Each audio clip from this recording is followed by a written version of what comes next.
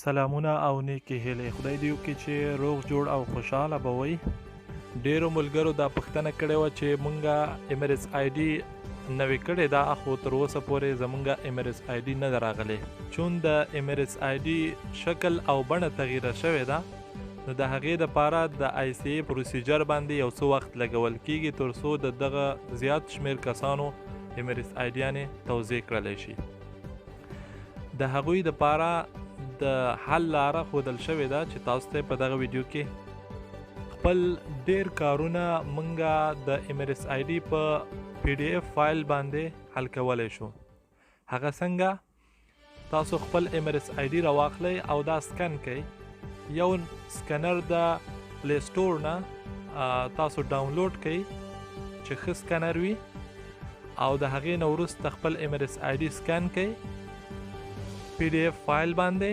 په هر ځای کې چې تاسو نه ایمریټس آی ډي غوښتل کیږي، تاسو خپل هماغه فایل واتساپ نمبر ته لیږئ.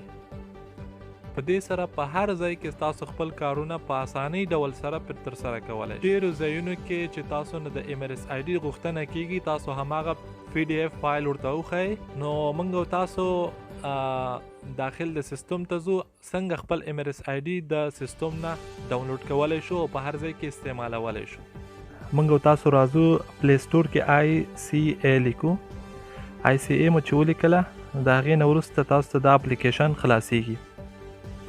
چون ما مخکې نه ډاونلوډ کړی ده، نو صرف زه په دې باندې کلیک کوم. صحیح ده؟ چا چې نوي ډاونلوډ کړی هغه دې دا اپلیکیشن ډاونلوډ کړي. چې کله مو ډاونلوډ کړي هغې نه وروسته دا اپلیکیشن خلاص کړئ.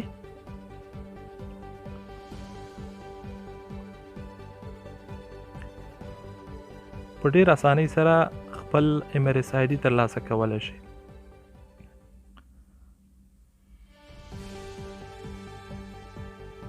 دلته چې تاسو یو ای پاس ولرئ، نو د یو ای پاس باندې به کلیک کئ.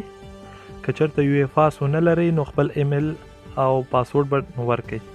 که تاسو سره موبایل نمبر وي، که تاسو سره ایمریټس آی ډي نمبر وي، تاسو کولی شئ چې سیستم ته لاګین شئ. دغلته راجسټر نمبر ده، که چېرته تاسو مخکې نه وي راجسټر، نو دلته راجسټر باندې کلیک کئ. هغه دوستانو چې یو ای پاس نه لري، هغوی په تیره ویډیو کې ما د یو ای پاس په اړه پوره معلومات ورکړي وو چې ډیر په اسانۍ سره په 15 دقیقو کې تاسو خپل یو ای پاس جوړولی شئ. نو هیله د هغه ویډیو وګورئ او په اسانۍ سره خپل یو ای پاس جوړ کړئ. خپل ډیر کارونه په خپله د سیستم له لارې نه کولی شئ.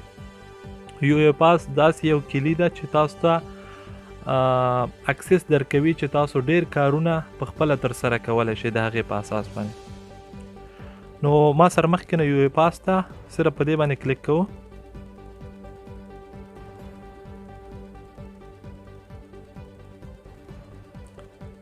یو ای پاس چې مخکې نه موبایل کې وي، نو تاسو ته به ډایرکټ راشي. تاسو به صرف کنفرم باندې کلیک کوئ. هغې نه وروسته به کوډ خپل ورکوئ.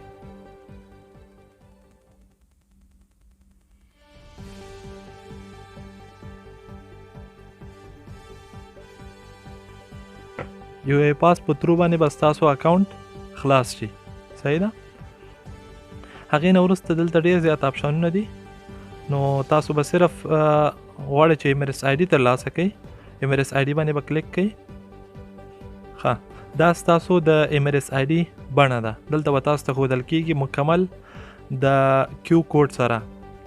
دا وروستي ځای کې دلته لیکل شوی د پی ډي اف فایل، دې باندې به تاسو کلیک کړئ. نو تاسو هر چا ته خپل ایمریټس آی ډي لیږلی شئ، ډاونلوډ کولی شئ. په هر ځای کې خپله ایمریټس آی ډي تاسو ښودلی شئ.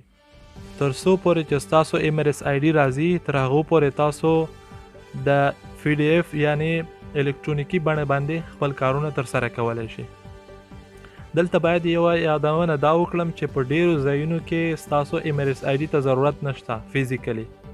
تاسو کولی شئ چې دغه پی ډي اف فایل چې تاسو سکن کئ خپل ایمریټس آی ډي او یا هم داسې ترلاسه کئ، تر هغې وروسته کولی شئ په هر ځای کې چې تاسو نه ایمریټس آی ډي غواړي، تاسو هماغه پی ډي اف فایل ورکولی شئ. د هغه واتساپ ته یې لیږلی شئ. ستاسو کار ټول سیستماتیک کارونه، دولتي کارونه، ګورنمنټ کارونه، ټول په هماغه پی ډي اف فایل باندې ترسره کیدلی شي.